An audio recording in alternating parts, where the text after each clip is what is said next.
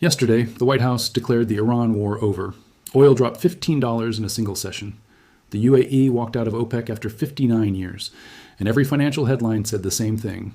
The silver trade is dead, the war premium is gone, and the inflation play is finished. Silver closed at $73.76.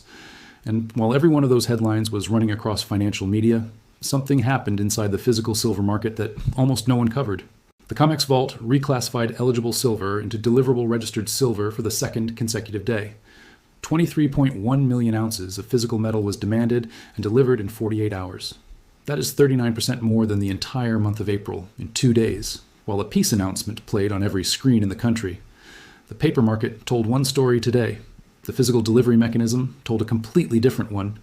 I am going to give you the vault data number by number, show you exactly what the war termination declaration actually is versus what the media said it was, and tell you directly what tonight's numbers mean if you are holding silver right now. There's also one number you need to watch when Shanghai reopens next week. Their last known silver price is $81.88, $8 above what the Western paper market printed today, and they could not react to the peace announcement. They were closed for a national holiday. That reopening print is one of the most important price signals left in this delivery period. This is Recession Warnings. Where are you watching from? Drop your city or country in the comments right now. I read everyone. Let us start with the news, not because it is the most important part of tonight, but because you need to understand exactly what it is before the vault data makes complete sense. The White House did not sign a peace treaty today. The Trump administration issued a legal declaration stating that the existing ceasefire, which began in early April, has satisfied the requirements of the War Powers Resolution. That law, passed in 1973, requires a president to seek congressional approval or withdraw forces within 60 days of committing troops to combat. Joint U.S. and Israeli airstrikes against Iran began on February 28th. Trump notified Congress 2 days later. That started the 60-day clock. Today, May 1st, is the exact deadline. Reuters reported the administration's legal position directly, citing a senior White House official who stated that for war powers purposes, the hostilities that began on February 28th have terminated. That statement does exactly one thing. It argues that the existing ceasefire already satisfies the legal clock, so the White House does not have to go back to Congress. The South China Morning Post reported that the administration is arguing the war has already ended based on the ceasefire, an interpretation designed to help the White House avoid seeking congressional approval. The Senate voted today on a resolution that would have forced the issue and rejected it. So the White House made the legal argument and Congress backed down. No new peace deal, no signed agreement. A legal deadline was satisfied using a 3-week-old ceasefire. Here is why that framing matters for this market. Defense Secretary Pete Hegseth told the Senate earlier today, while the termination declaration was being issued publicly, that the ceasefire has effectively paused the war. His word was paused, not ended. Reuters was simultaneously reporting war terminated. Hegseth was in front of Congress describing it as a pause. Those two descriptions cannot both be accurate at the same time. And Reuters separately confirmed that Trump was meeting with military leaders today to discuss potential new strikes while the termination declaration was being released. A terminated war with active strike planning underway. That is the geopolitical reality sitting behind today's headline. And the Strait of Hormuz, which is the physical choke point the entire oil and silver industrial demand argument rests on, is still closed. FX leaders confirmed today that no navigational reopening has been announced and no notice to mariners clearing commercial passage has been issued. The ceasefire stops the exchange of fire. It does not automatically reopen the world's most critical oil shipping lane. The paper market traded on the word terminated. The Hormuz status did not change. Inside Iran, the hardline faction is now pushing to remove Foreign Minister Araghchi, accusing him of conceding too much during the talks. The faction gaining influence inside Tehran is the faction that opposed the negotiations. Reuters confirmed that even as the termination declaration was being issued, the underlying conflict dynamics remained unresolved. A fragile ceasefire, an unresolved Strait, a hardline purge of the negotiators. That is the piece behind today's headline. Now the oil picture, because the math here is important and the financial headlines got it wrong. Brent crude hit $126.41 on the June contract yesterday. That contract expired at settlement today. The front-month Brent-July contract is trading near $110 to $111. WTI June futures are at $105.54. Trading Economics confirmed Brent fell to $110.90 on April 30th. The BBC reported that the World Bank has classified this conflict as producing the largest recorded decline in oil supply in modern history. Goldman Sachs forecasts Brent averaging well above $100 for 2026. The EIA projects Brent near $115 in the second quarter of 2026. Oil did not crash to $80. It pulled back from a peak of 120. 6 to a floor of 110 to 111 on a day when every possible bearish catalyst hit simultaneously. War declared terminated. UAE exits OPEC. Trump posts publicly about falling gas prices. If that combination can only move oil from 126 to 110, the structural floor has answered your question. On the UAE exit, they had been capped at 3.4 million barrels per day under OPEC quotas, but have installed production capacity approaching 5 million barrels per day, leaving OPEC removes that cap. The long-term read is bearish for oil pricing because the UAE can now produce at full capacity. The near-term reality is that those additional barrels still have to transit a Hormuz Strait that is still shut down. More UAE barrels inside a closed strait do not reach global markets any faster. The net effect today: oil is at $110 to $111, not $80.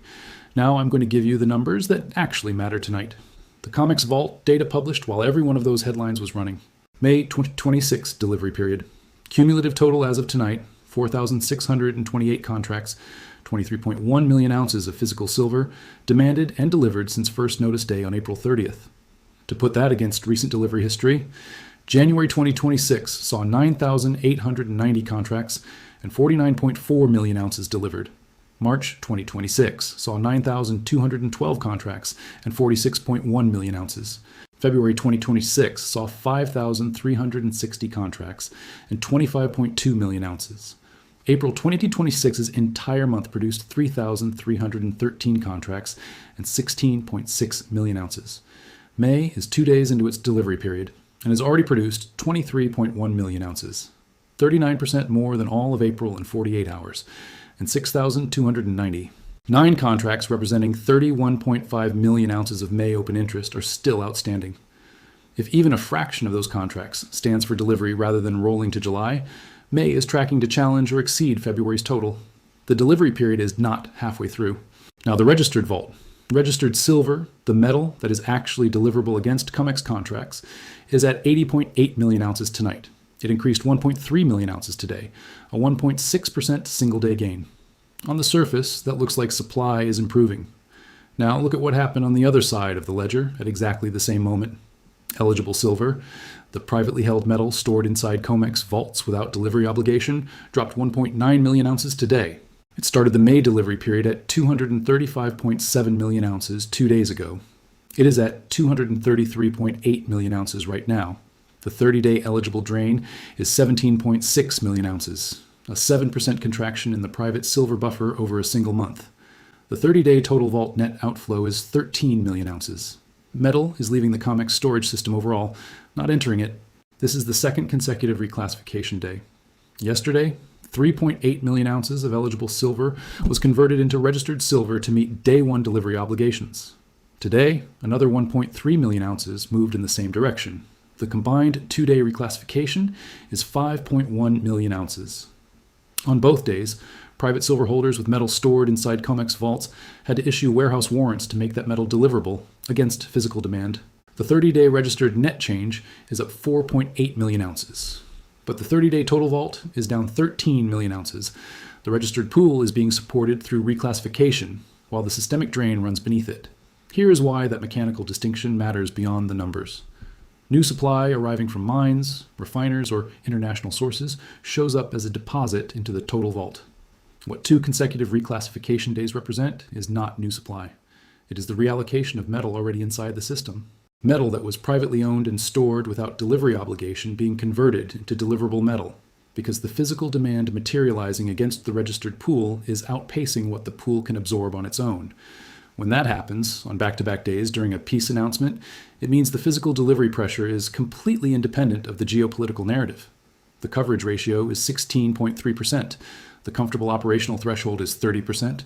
The stress threshold is 15%. At 16.3, the Comex is operating 1.3 percentage points above stress territory with 31.5 million ounces of May open interest still outstanding. The paper leverage ratio is 6.1 times. For every ounce of deliverable registered silver, there are 6.1 ounces of paper claims. The Comex stress index is at 48 out of 100. The all-time high during this cycle was 88, at 48 on day 2, with 31.5 million ounces still open and 2 consecutive reclassification days behind us. This delivery period is running as one of the most structurally intense of 2026. Now, the Shanghai picture, because this is the part of today's story that virtually no one in Western financial media is talking about. Shanghai last priced silver at $81.88 per ounce on April 30th. Western spot was $72.51 at the same moment. That is a premium of $9.37, or 12.92% above the Western benchmark.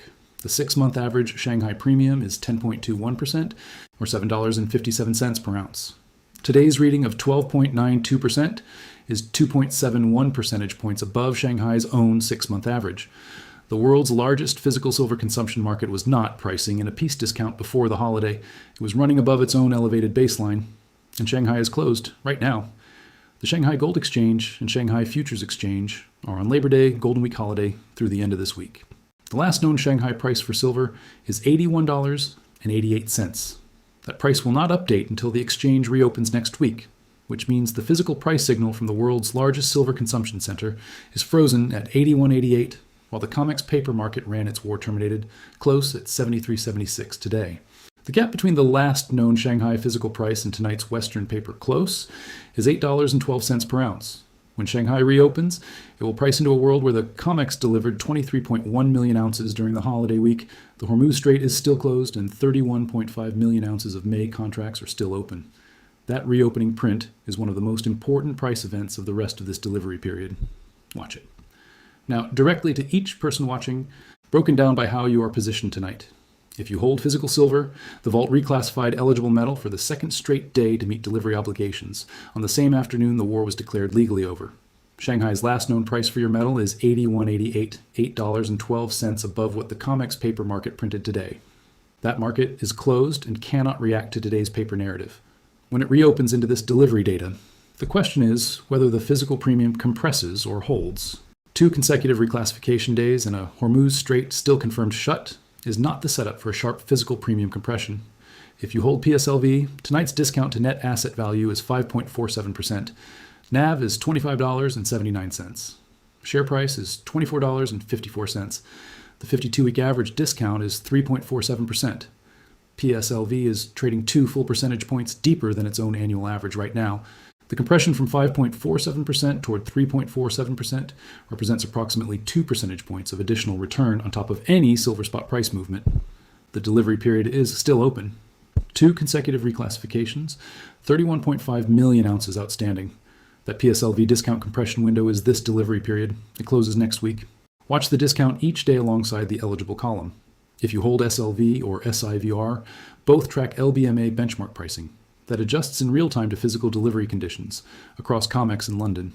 Tonight's hold at $73.76 against a war-terminated headline, a $15 oil drop, and a UAE OPEC exit is the LBMA pricing mechanism incorporating physical delivery demand as a structural floor. The next major input to both benchmarks is the Shanghai reopening. The LBMA fix will process that signal immediately when it arrives. If you hold AGQ, silver held above $73 today against the most bearish single-session headline combination available in this entire cycle. War terminated, UAE exits OPEC, Trump posts about falling gas prices, oil drops $15, silver closed at $73.76, the physical floor held through maximum paper pressure. The specific trigger to watch is the eligible column tomorrow. If eligible drops below 232 million ounces, that is a 3rd consecutive reclassification day. It means the physical floor has held through the entire peace announcement cycle, and the directional case for leverage extends through the delivery period close. Here is what tonight actually tells you about the thesis. The squeeze was never exclusively about Iran or oil. Those were accelerants on the paper side. The structural thesis has always been the gap between paper claims and deliverable physical supply, the coverage ratio, the vault mechanics, the reclassification cycle, and the systemic drain.